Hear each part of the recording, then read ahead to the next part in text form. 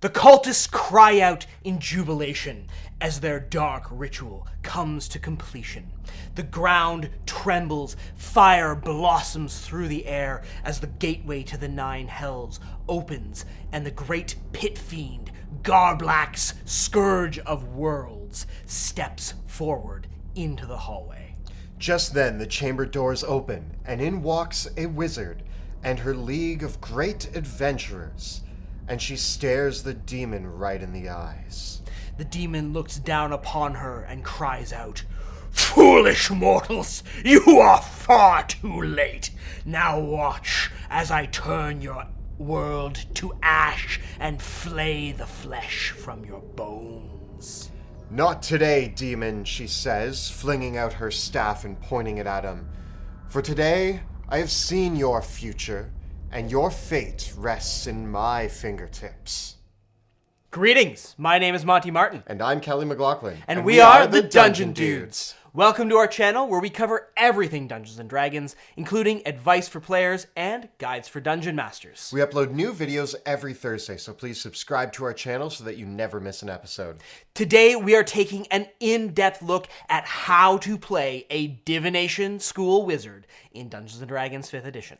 We're going to be talking about the class features, feats, traits, and spells that you might want to grab to play the best Divination Wizard at your table.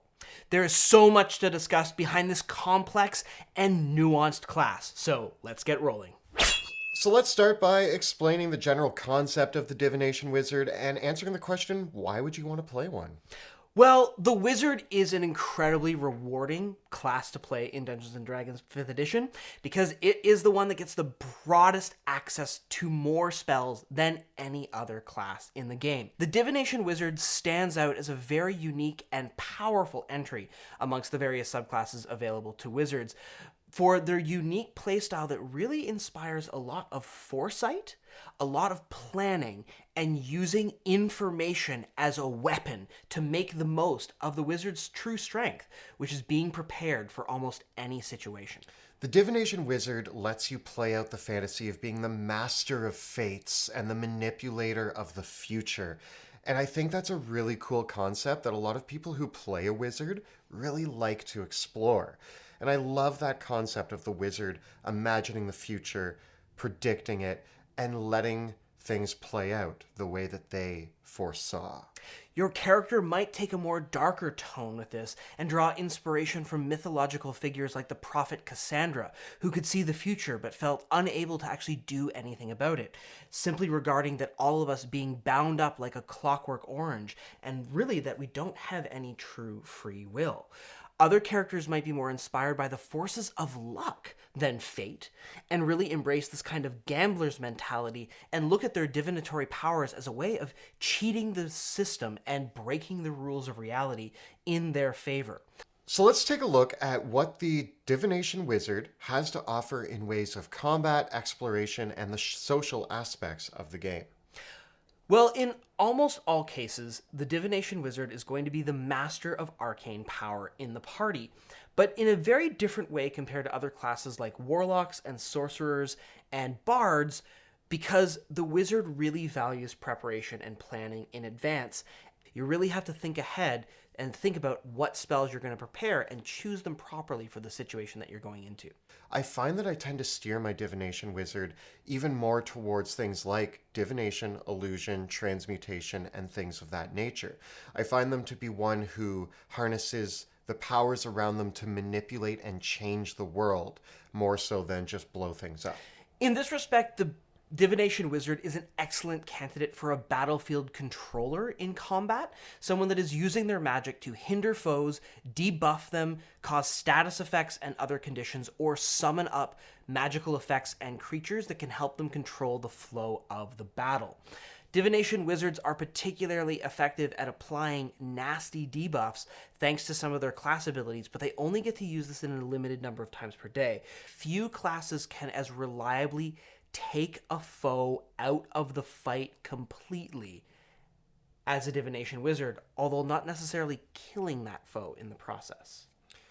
And when we talk about the exploration aspect of the game, it is important to note that you are an intelligence-based spellcaster, which makes you the prime person in the party for investigation and knowledge-based checks. So when it comes to exploration, you're the prime investigator because you can see the future. When it comes to the social dimension of the game, though, role-playing a wizard as an intelligent and logical character can really still be fun in role-playing moments. It's just that if you're trying to convince somebody or lie to them, you're probably not going to be the first point of call for doing those sort of things, unless you're going to magic that person up and use spells like suggestion or dominate person to brute force your way through those social situations. And to that, I would say that that really encapsulates the strengths and weaknesses of the wizard, because ultimately the weaknesses of the wizard are pretty apparent. You've got very low hit points, poor armor proficiencies, not a lot in the way of skill proficiencies. You are a pretty weak, soppy mess without all of your magic at your disposal. Which is why you need a good team around you. But when it comes to strengths of the Divination Wizard, I actually find that the abilities and traits that they get are the strongest of the wizard's options. Indeed. Let's take a look at those class features and talk about why they are so unique and powerful. So wizards are unique in that they pick their subclass at level 2. So you're picking the school of divination. This immediately gives you an ability called Divination Savant, which allows you to scrawl those divination spells into your spell book at half the cost that a normal wizard would be able to. This is a little bit of a tricky ability to use well, because you really don't know how often you're going to find other spell books and how much gold you're going to have to scribe spells.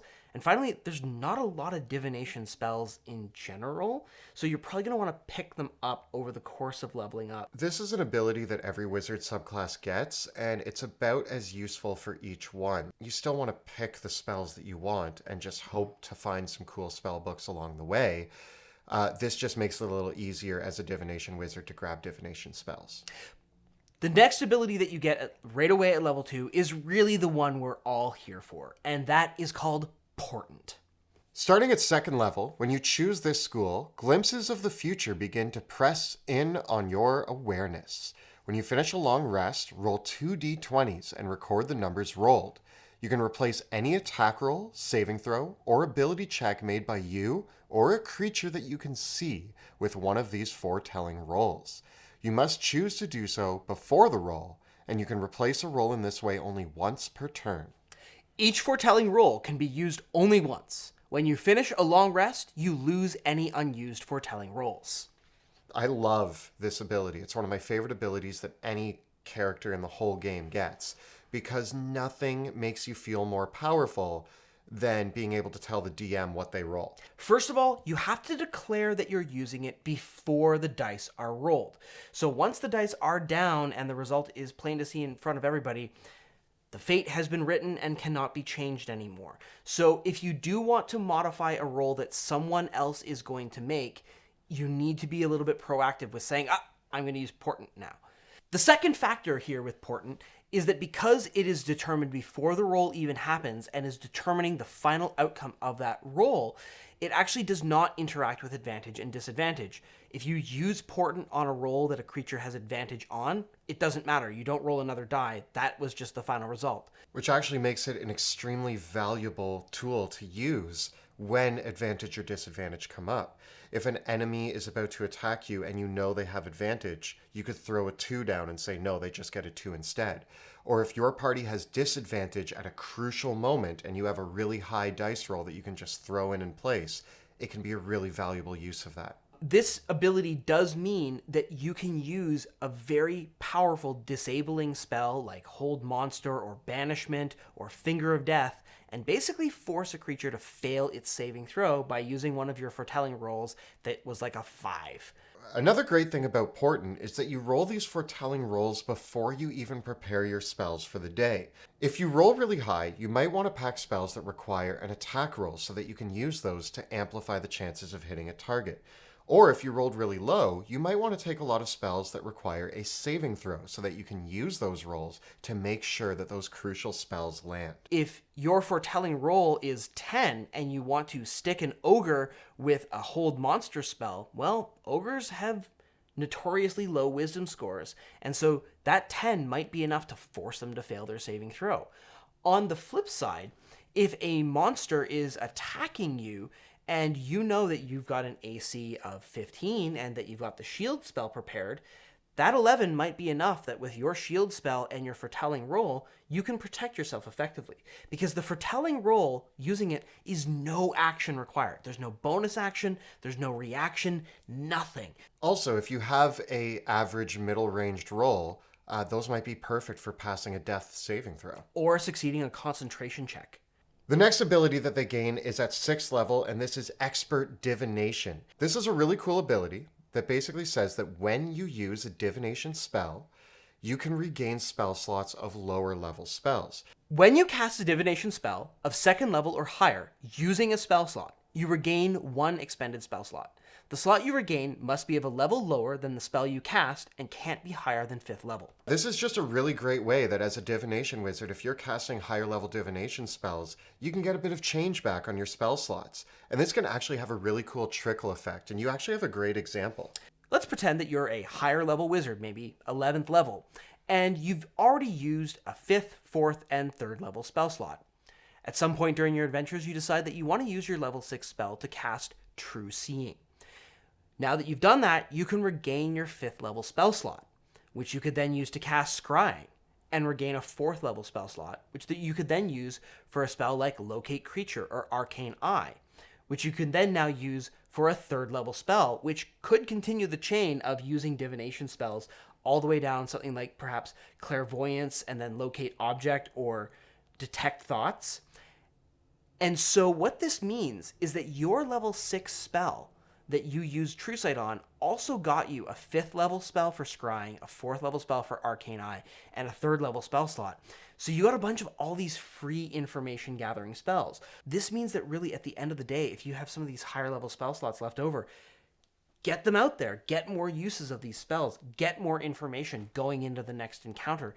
Take advantage of it because information is power, and that is the true strength of the Divination Wizard. Now, this is a pretty niche example, and you won't always find yourself in this exact situation. However, just being able to look down at your sheet and being able to cast a divination spell and regain a spell slot of a lower level is always beneficial. At level 10, your Divination Wizard gains the Third Eye ability, which allows them to spend an action to enhance their senses in some way. This enhanced sense lasts until you become incapacitated or take a short rest. And there's a few different options that you have. You can either gain dark vision out to a range of 60 feet, ethereal sight so that you can see the ethereal plane within 60 feet of you, greater comprehension so you can read any language, and see invisibility where you can see any creature within 10 feet of you that is invisible as long as you have line of sight. This is a really handy way to change out your extrasensory perceptions between every single rest. I think for the most part, if you don't have dark vision, you're probably going to default to that. But otherwise, you're probably going to default to the ability to see invisible things or see into the ethereal plane. Also, the amount of times that you want to take the spell Comprehend Languages, but then you don't. But it's okay, because the Divination Wizard can just read all languages. Yep, just switch it out. I can read that. Super useful. And then, of course, at level 14, we gain Greater Portent and getting an extra die to use when we roll for Portent. We don't really need to explain that much. We've already talked about how amazing Portent is, and now you get to do it 3 times instead of 2, and that's just incredible, and I love it. So, Kelly, all of this on the table. Let's look at the ability scores and player character races that we would choose for a Divination Wizard. Both you and I have now built some Divination Wizards. I've taken my Divination Wizard all the way up to 20th level in campaign planning, but I currently do have a level 13 Divination Wizard that I'm playing in D&D Adventures League. I made a level 7 Divination Wizard just for fun because I love Divination Wizards. Cool. So how do we break down our ability scores for our Divination Wizards? You're a spellcaster. Your spellcasting ability is Intelligence. It plays in really well with the Divination Wizard. I say go for Intelligence. Yeah, I'm going to put that 15 right there in Intelligence and basically never look back. Constitution would be my next one for concentration spells. And then I'm going to put in Dexterity. So for my Divination Wizard, I put in at least 14 for my Constitution and Dexterity, 15 in my Intelligence.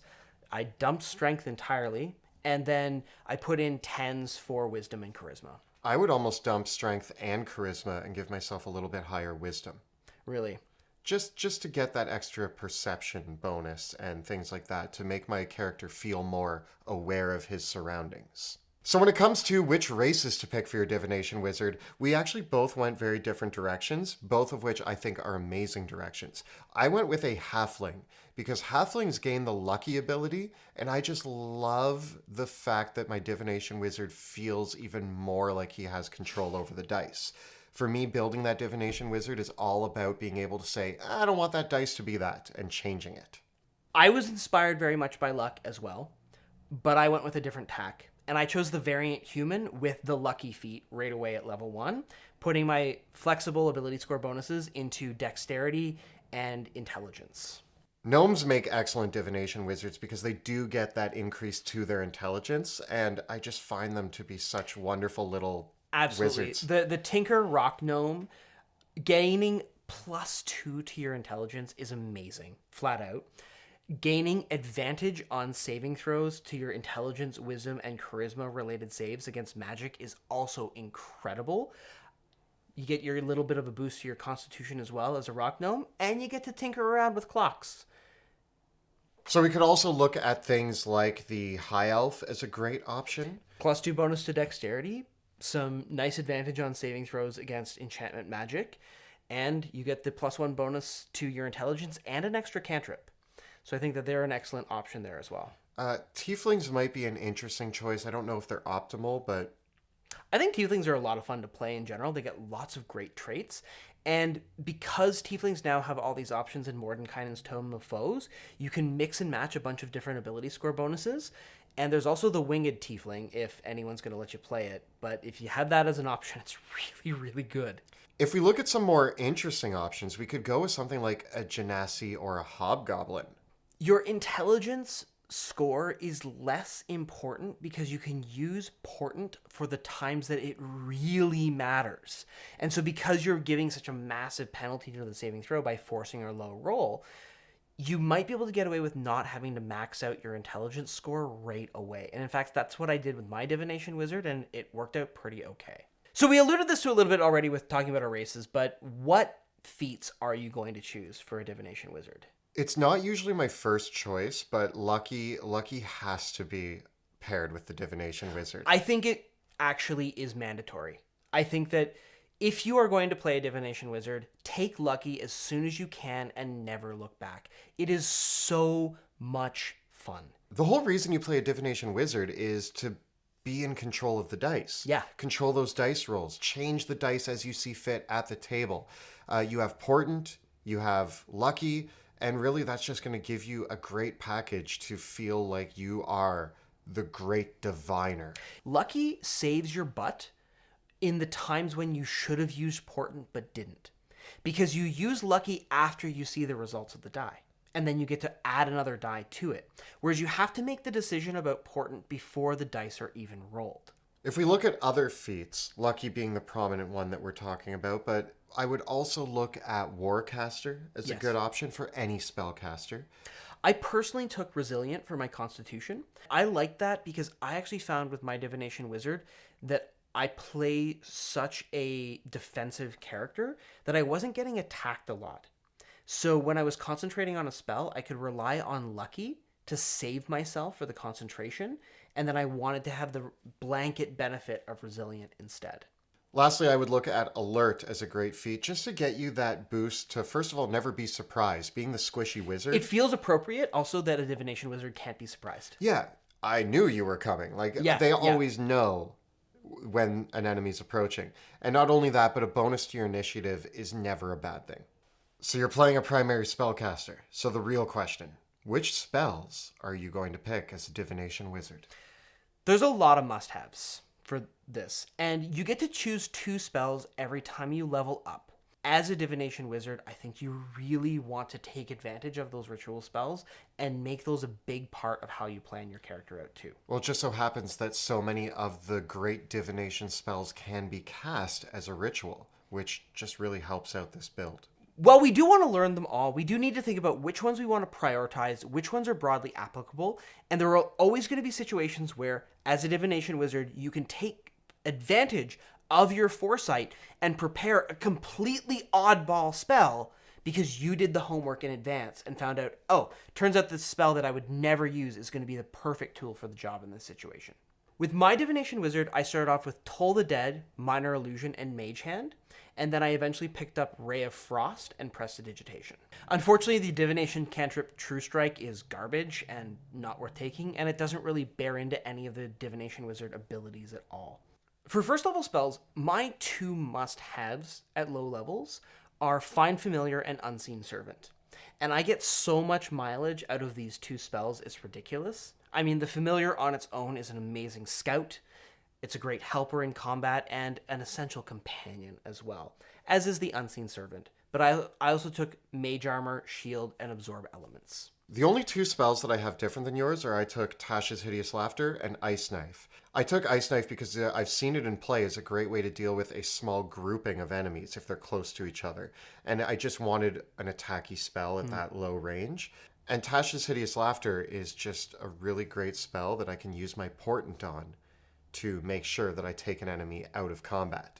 I think it also goes without saying that I'm going to pick up Comprehend Languages and Detect Magic as quintessential divination rituals too.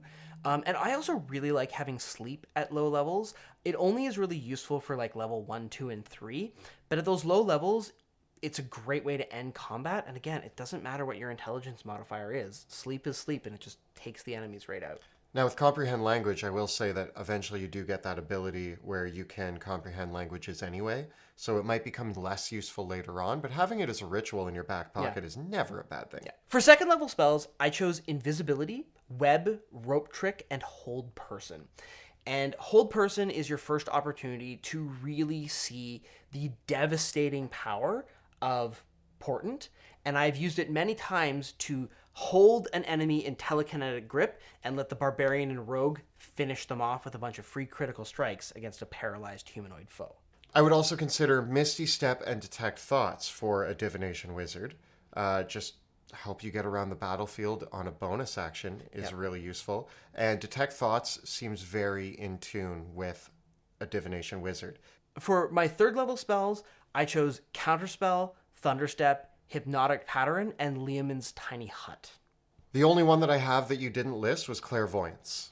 Clairvoyance, a very good spell. The problem is that there's so many good third level spells. I'm really aggressive as a wizard that once you get to level 5, you gotta start seeking out those other spell books because you're gonna really want to find things like Dispel Magic and Fireball and Slow and all those other really amazing spells. It's just that when you only get to pick 4 of them when you level up at level 5 and then again at level 6, it's a really limited list. So those are just my first points of call. I don't think the divination spells really get into overdrive until we get to the 4th level spells, because this is when we start to get spells like Locate Creature and Arcane Eye. And I'm definitely taking Arcane Eye with my Divination Wizard. Yeah. I'm going to take Polymorph, I'm going to take Dimension Door, and I'm going to take Banishment. I have a lot of the same ones on your list. The only one that I took that was different was Greater Invisibility, just because I find that to be an incredibly useful spell.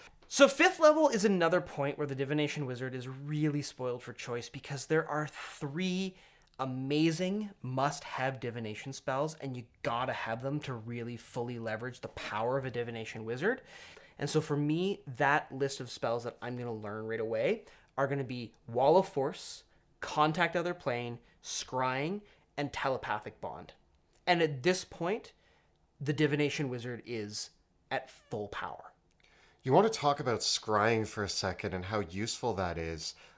If you ever have an enemy that tries to flee from you after a combat, chances are you have some of their blood on your fighter's blade that you can just be like, okay, we're just going to see where he's going. You're going to just cast these spells every day. The playstyle really comes to life when you very carefully use these spells to augment your party. You're going to create a telepathic bond between you and all of your party members, which is going to enable you to do planning and coordination in a way that you really couldn't before. And using Contact Other Plane regularly, every day, to ask questions. Your DM might get annoyed with you, but you're going to be able to gather so much information and figure out just interesting things like where you can get resources, what the weaknesses of your enemies might be, what spells you should prepare. Scrying in the hands of some really crafty players can tend to really derail some campaigns. Keep in mind that the main villains of your campaign probably have a few tool sets to stop the players from scrying on them, but it is something that they can use a lot to gain intel, information, make sure that they're on the right track, know where to head next. Sometimes if they're at odds with where do we go to find our enemy camp, we're not sure where it is, but you have a divination wizard, it's okay to give the players that whole, oh, you guys aren't sure where to go, you're going to have to collect a sample and figure out how to scry on the enemy, and make that part of the mission. Much like 3rd level spells, 5th level is another place where I really want to start seeking out the other options, because there's a lot of utility that comes online at this level. Things like teleportation circle, animate objects, telekinesis, and of course hold monster are all amazing spells that we probably want in the arsenal. Synaptic static, cone of cold, the list is a mile long. This is where you are able now to take advantage of the fact that you have contact other plane and you have scrying, so you can decide which of this giant list of spells you're going to prepare. When we get into higher level spells, are there any great divination 6th, 7th, 8th, or 9th level spells that come into play for you? There's actually not a lot. Aside from True Seeing, which is niche in its use, but kind of nice for the Divination Wizard, I think that there's not too many high-level divination spells that I really love until the 9th level spell Foresight, which is an 8-hour-long concentration-free buff that just gives you advantage on everything. And if you're playing a divination wizard and you want to roleplay into that, then that's the 9th level spell you take. I think ultimately my kind of short list for high level wizard spells that really make the divination wizard come to life are going to include things like mental prison, because then between mental prison, hold monster, and banishment, you have one single target spell that targets intelligence, wisdom, and charisma saving throws, so you always have a target to take an enemy out of the fight. I also really love Force Cage. We've discussed that many times. I know. You're probably going to want to make a simulacrum. You're probably going to want a contingency. You're probably going to want to create a demi-plane and a clone and all that fun stuff. Typical wizard things. Typical wizard things. Wizard business. The one thing to keep in mind with playing a divination wizard is that it can be a little bit of a slow play style. If you're somebody who isn't really into the whole meticulous planning, trying to figure out what's going to happen in the upcoming adventure, trying to use scrying and contact other plane and all of these spells to gather intel, if you're more of a person who likes to just march forward into adventure, then this might not be the right choice for you. But as Monty has said, if you're the DM, if you're used to playing a DM and you have this wealth of knowledge of how the game works, this is actually a really cool class to be able to explain why you have this wealth of knowledge. And at the same time, the Divination Wizard really encourages a slow and methodical approach to the adventures. One that really deconstructs all your objectives and plans things out and then takes grand action. You have to be a little bit decisive with your Divination Wizard and recognize that, well, you're going to be tempted to know everything. Sometimes you won't be able to know absolutely everything, and you have to rely on your intelligence and planning to solve things when the future is uncertain. So this has been a look at the Divination Wizard in Dungeons & Dragons 5th edition. Tell us about your great diviners in the comments below. If you're enjoying the show, please consider supporting our work on Patreon. You can find out how by following the links in the description below or at patreon.com/dungeon_dudes. And don't forget to check out our live play Dungeons of Drakkenheim, which airs every Tuesday night at 6 p.m. Eastern on Twitch. You can find all the previous episodes right up over here. And we have many more guides to the classes and subclasses in Dungeons & Dragons 5th edition right over here. Please subscribe to our channel so that you never miss an episode. Thank you so much for watching, and we'll see you next time in the dungeon.